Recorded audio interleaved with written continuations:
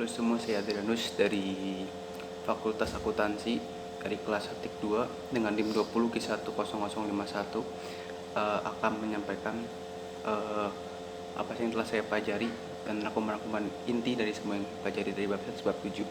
Jadi bab 1 itu saya mempelajari tentang apa itu filsafat, pengertian filsafat dan juga logika dan juga ilmu. Jadi intinya dari filsafat itu dibagi menjadi dari dua kata, yaitu philos dan sopein. Yang philos itu yang berarti mencintai, mencari dan pencarian, dan sopein itu berarti cinta, kebijaksanaan, dan kebenaran. Jadi filsafat itu berprinsipkan bahwa adalah usaha untuk mencari atau mencintai kebijaksanaan atau kebenaran.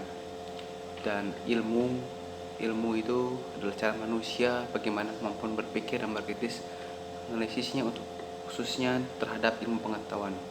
Dan yang di logika itu berarti merupakan kemampuan berpikir logis dan argumentatif dan mengekspresikannya dalam bahasa yang verbal.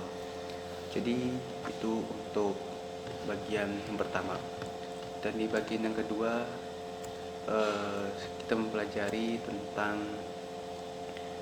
manusia berkomunikasi sebagai hasil filsafat, ilmu dan logika. Materi yang ini kita pelajari tentang pengetahuan, dan yang terakhir keyakinan, kepercayaan. Pada materi ini kita juga memahami tentang pengertian perbedaan, yaitu pengetahuan. Pertama saya akan bahas tentang pengetahuan. Pengetahuan itu adalah keseluruhan pemikiran, gagasan, ide, konsep dan pemahaman yang dimiliki manusia tentang dunia dan segala isinya termasuk manusia dan kehidupannya. Dan tentang ilmu pengetahuan sendiri itu ada dua ciri-cirinya, yaitu berupa objek dan metode. Untuk objek itu ada ilmu pengetahuan yang harus memiliki objek empiris, yaitu yang dikaji oleh ilmu pengetahuan dan objek yang dapat ditangkap oleh indera. Sedangkan metode itu untuk mendapatkan pengetahuan yang benar, ilmu pengetahuan menggunakan metode yang tepat dan dapat dipertanggungjawabkan. Ciri itu ada juga dibagi lagi, ada sistematik, universal, dan rasional. Itu lanjutannya. Sistematik itu berarti cara kerja ilmu pengetahuan untuk memperoleh pengetahuan objektif bersifat sistematik atau urutan logis. Terus universal yang berarti kebenaran pengetahuan berlaku universal tanpa kecualian, atau ciri universal juga meliputi dua aspek, yaitu pengguna. Pertama itu ada pengguna ilmu pengetahuan dan teknologi. Yang kedua subjek yang mempelajari ilmu pengetahuan. Dan yang terakhir adalah rasional, yaitu proses pengetahuan adalah kinerja rasional atau akal budi. Jadi itu adalah ciri-ciri ilmu pengetahuan. Terus ada anatomi tubuh ilmu pengetahuan. Itu ada onologi, epistemologi, dan aksikologi. Onologi itu berarti objek yang dikaji oleh ilmu pengetahuan. Epistemologi itu berarti metode yang digunakan dalam mengembangkan ilmu pengetahuan. Dan aksikologi itu adalah kegunaan ilmu pengetahuan tersebut. Terus jadi perbedaan mendasarnya itu dari ilmu pengetahuan dengan keyakinan, kepercayaan itu terletak pada objek atau keyakinan pada agama atau mitos. Jadi ilmu pengetahuan dan agama memiliki pendekatan yang berbeda, sehingga keyakinan agama menerapkan ilmu pengetahuan tidak bisa dipertentangkan. Jadi agama dan itu sangat berbeda.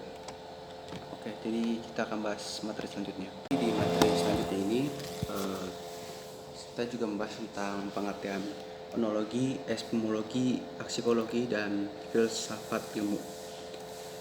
Oke. Jadi pertama itu ada onologi. Onologi itu apa sih? Onologi itu berasal dari bahasa Yunani yang terdiri dari dua kata, yaitu taonta yang berarti berada dan logi yang berarti ilmu pengetahuan atau ajaran. Maka ontologi itu adalah ilmu pengetahuan atau ajaran tentang kebenaran.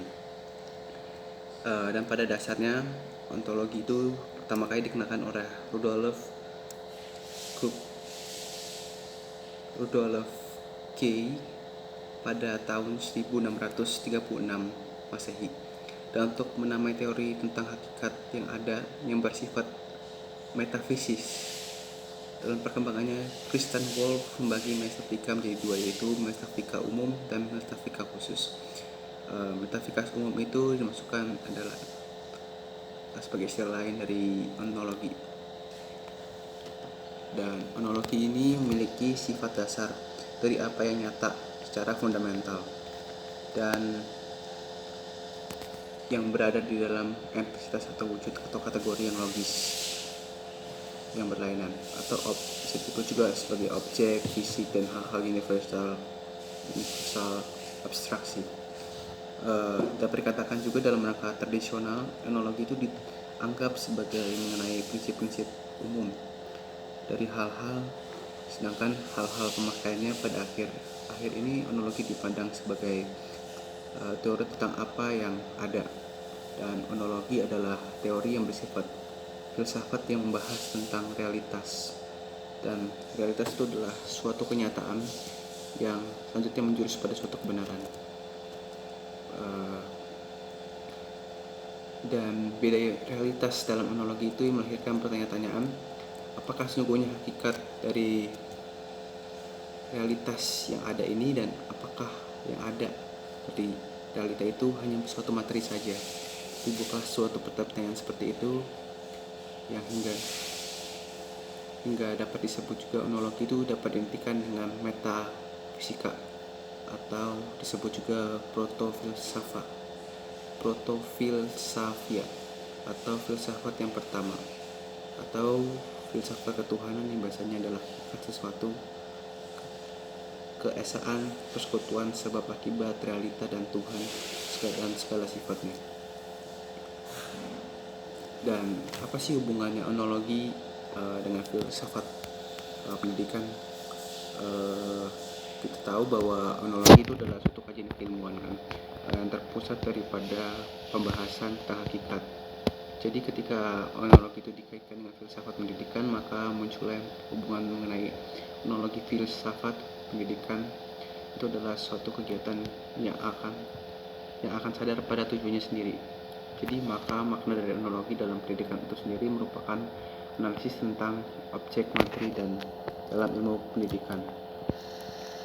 Jadi itu adalah suatu hubungan antara ontologi dan juga filsafat pendidikan. Terus ada juga cara penerapan ontologi dari beberapa aliran, yaitu pandangan ontologi menurut progresisme.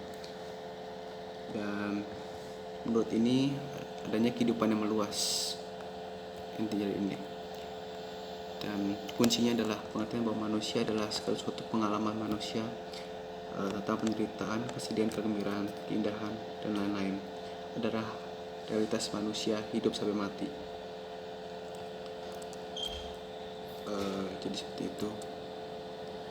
Dan juga ada pandangan ontologi esensialisme, yang berarti pendidikan didasarkan kepada nilai kebudayaan yang telah ada sejak awal manusia.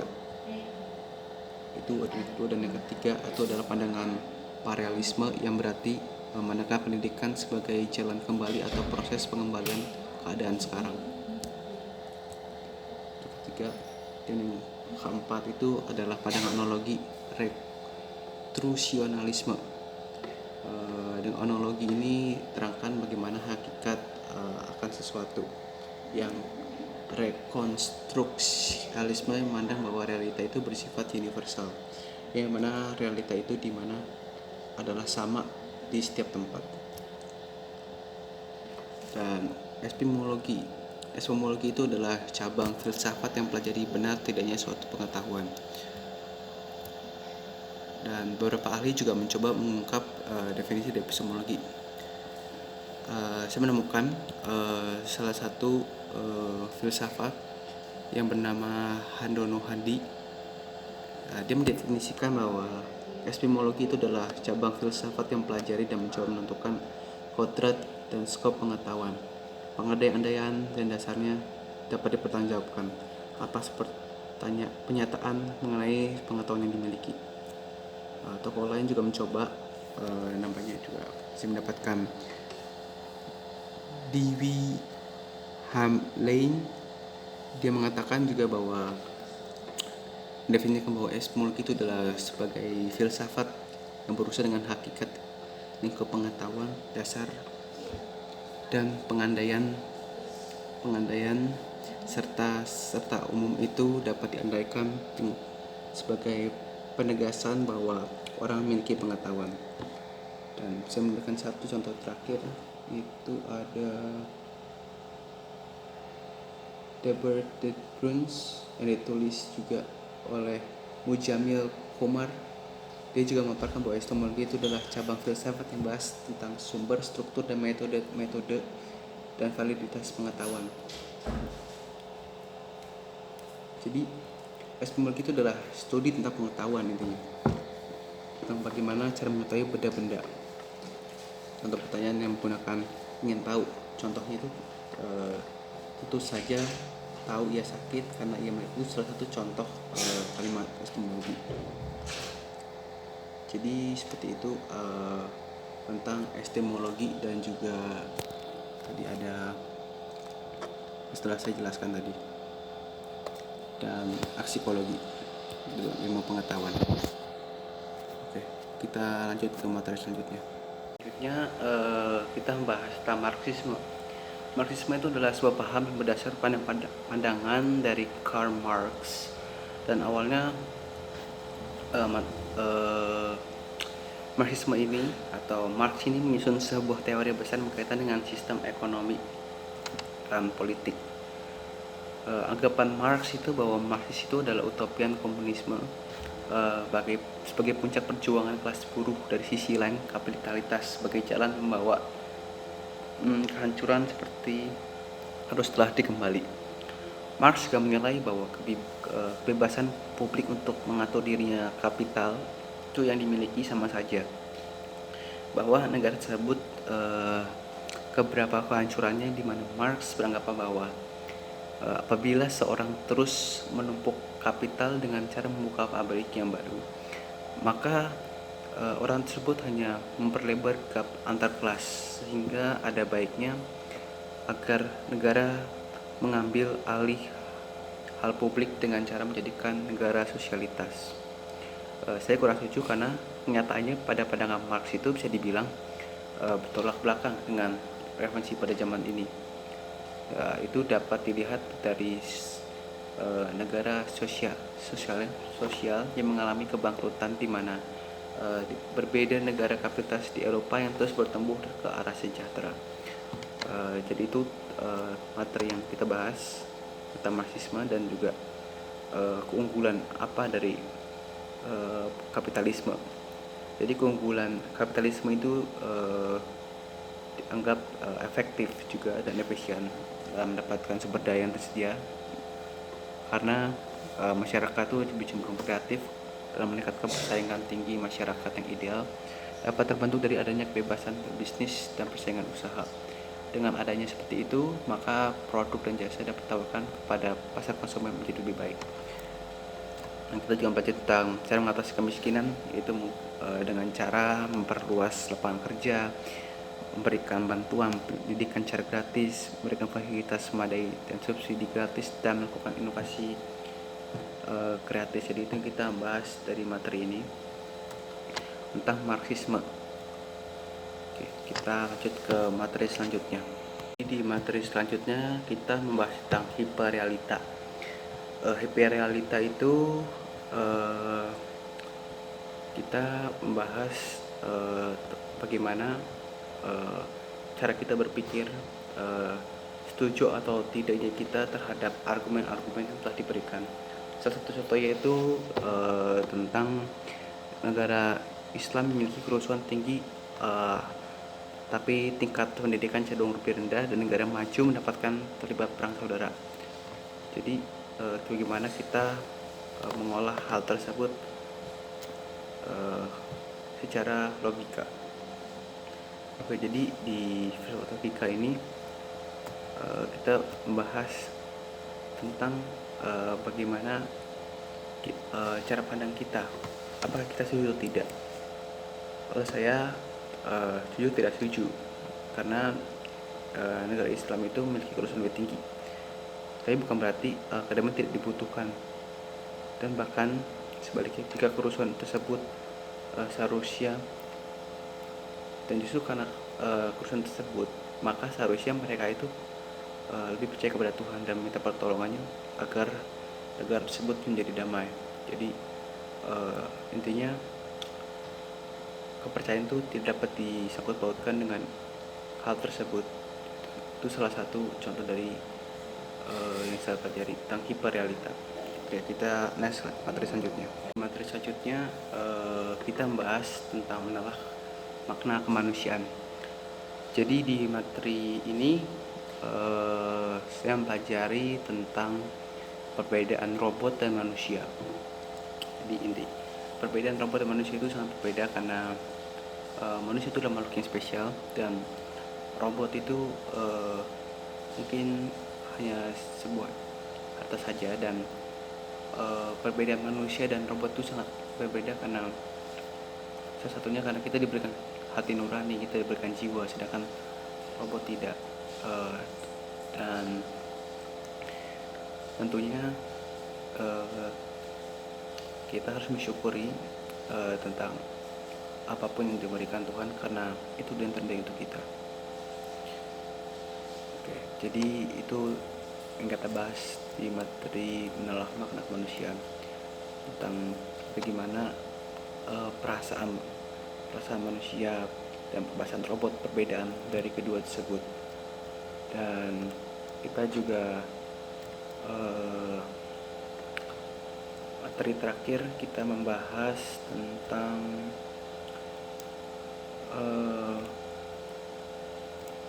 manusia sebagai hasil dari filsafat ilmu dan logika. Di materi ini kita juga membahas tentang pendapat kita tentang manusia yang berkomunikasi sebagai hasil dari logika ini.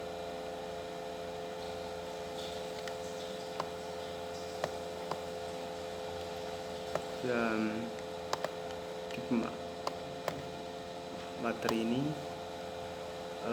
kita diajarkan juga tentang komunikasi, bagaimana tentang mencapai penyampaian baik oleh dan dimengerti oleh sang penerima, dan bagaimana kita menyangkut pautnya dengan suatu sesama antar manusia. Jadi seperti itu. Oke, sekian dari saya. Terima kasih.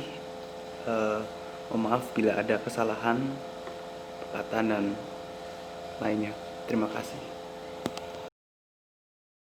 Lagi saya akan menjawab pertanyaan dari soal, yaitu apa arti filsafat ilmu dan logika pada zaman sekarang. Jadi menurut saya ya, filsafat logika itu tetap suatu pemikiran secara krisis,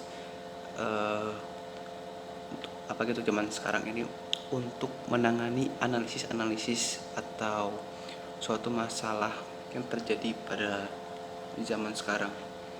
Jadi contohnya aja, zaman sekarang kita mengalami namanya corona. Jadi di corona ini pastinya ekonomi kita tidak sebagus atau tidak sebaik pada saat masa normal. Dan filsafat logika ini bertujuan pada ekonomi tersebut, bagaimana cara kita bisa mengolah sebagainya agar kita tidak jatuh dalam masa ini, tapi kita tetap bisa bangkit dalam masa ini, pandemi ini. Jadi seperti itu. Terima kasih.